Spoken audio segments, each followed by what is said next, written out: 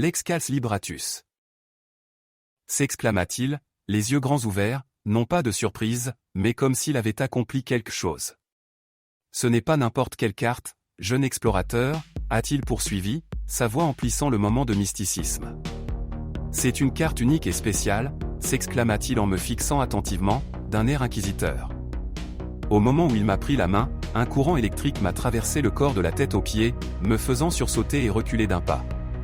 Il continuait à m'observer attentivement, comme un hibou guettant sa proie, la petite souris. Tout comme toi, mon petit explorateur, il m'a regardé, scrutant mon être, comme un professeur qui veut vous attraper en train de tricher à un examen. C'est pour ça qu'on l'appelle Usk, tu sais, comme ces chiens de traîneau, avec des yeux de couleurs différentes et un masque, a interjecté Salomon, tout en essayant d'imiter cela sur son visage avec ses mains. Il clarifiait ainsi comment les autres enfants de l'école me percevaient. Un peu impatient de m'éloigner de cet homme, je l'ai interrompu. Je pense qu'il a compris, Salomon.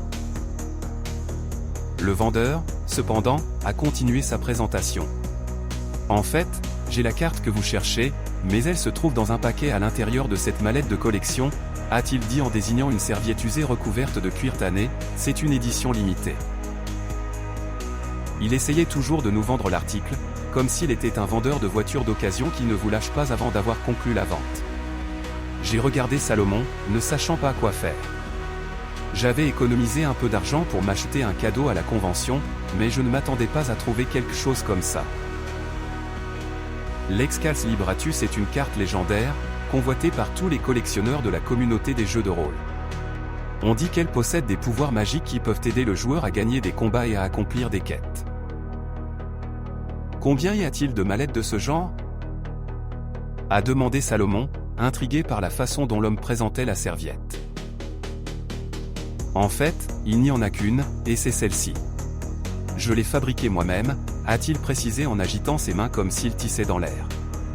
Elle est à vous pour le modeste prix de, commençait-il à dire, mais je l'ai vite interrompu. 10 $? Ai-je demandé, en essayant de suggérer un prix bas. 40 $, a-t-il répondu à mon offre, en remettant la serviette à l'endroit d'où il l'avait prise. Ah, je n'ai que 15 $. Vous ne pourriez pas faire une exception pour quelqu'un d'unique ?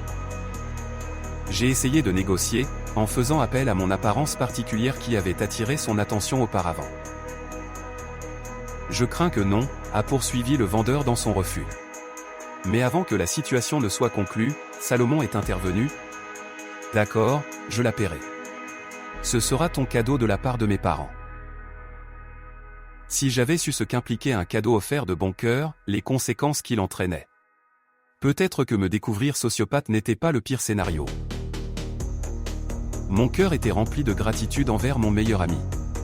Nous nous sommes éloignés du stand du vendeur, et je n'ai pas pu résister à faire un gros câlin à Salomon.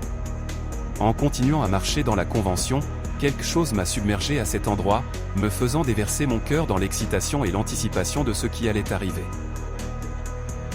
Nous avons quitté le centre de convention et nous sommes dirigés vers sa maison. « Qu'est-ce que tu vas faire cet après-midi, Usk ?» m'a demandé Salomon, désireux de connaître mes projets immédiats, alors que nous descendions de la voiture pour entrer chez lui. Avec un sourire malicieux, j'ai répondu.